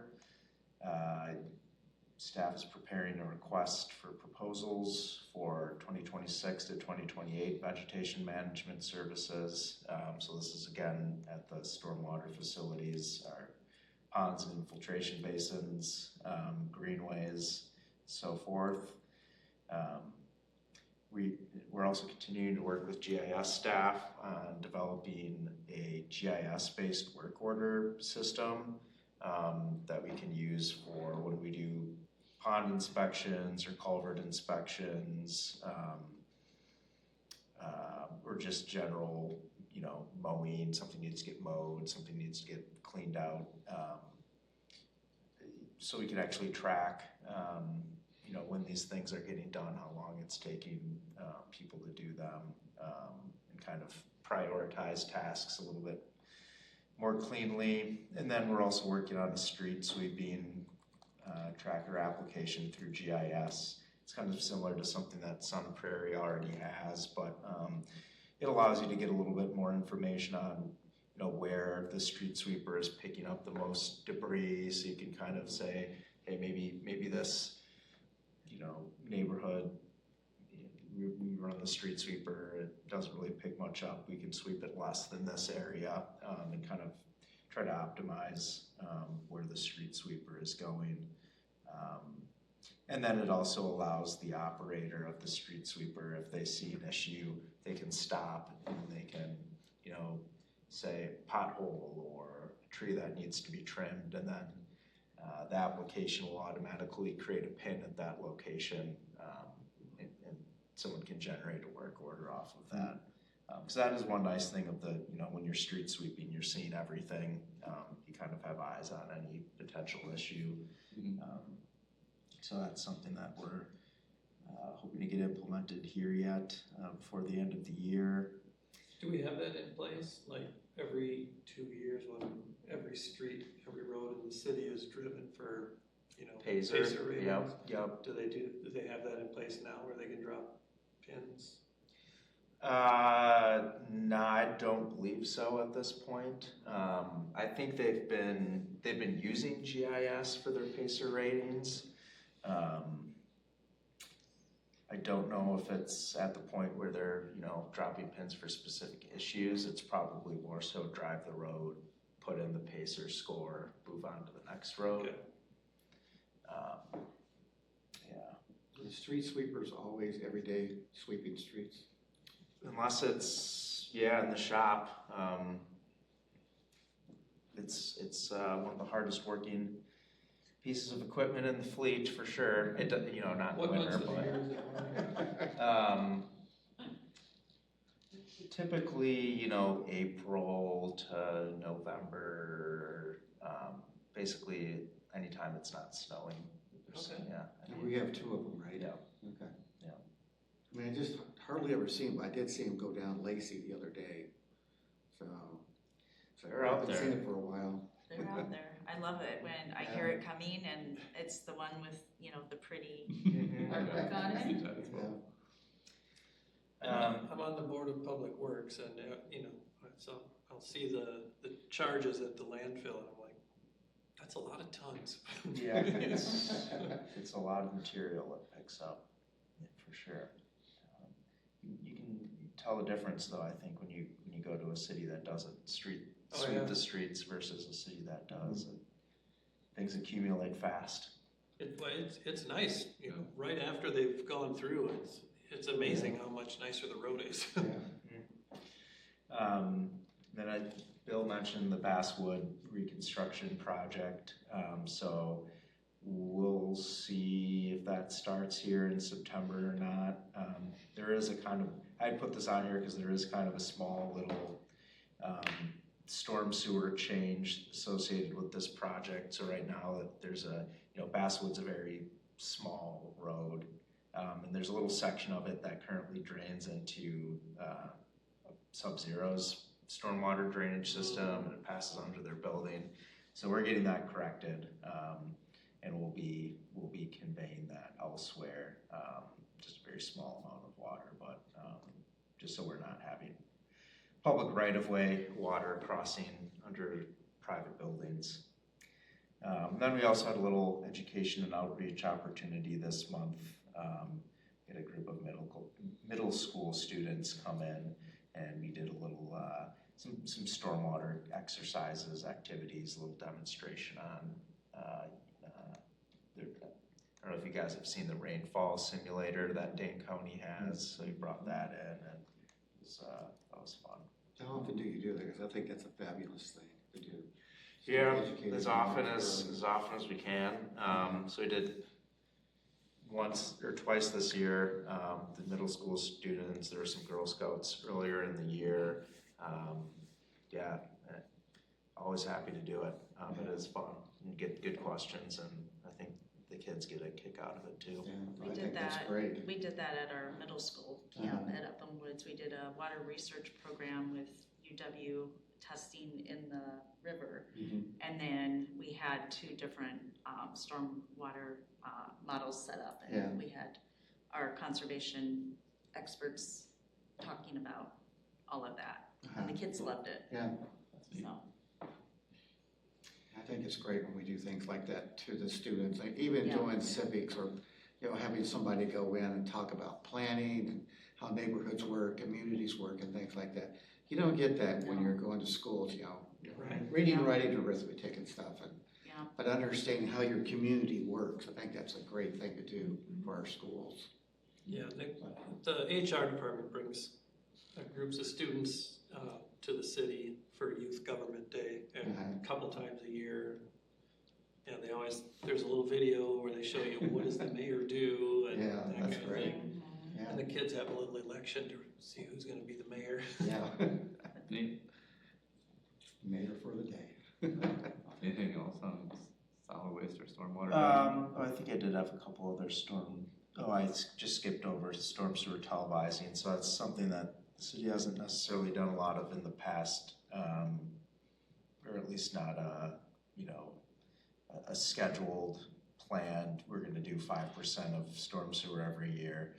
So we are looking to get an RFP out to get some of the older storm sewer televised, storm sewer that we know is older than 50 years, and then also just any storm sewer on streets that's going to be planned for resurfacing in the next 5 years. So, that's, if you're going to be resurfacing the street, that's the time to do any other work. So we just want to get ahead of that. Do you do any smoke testing?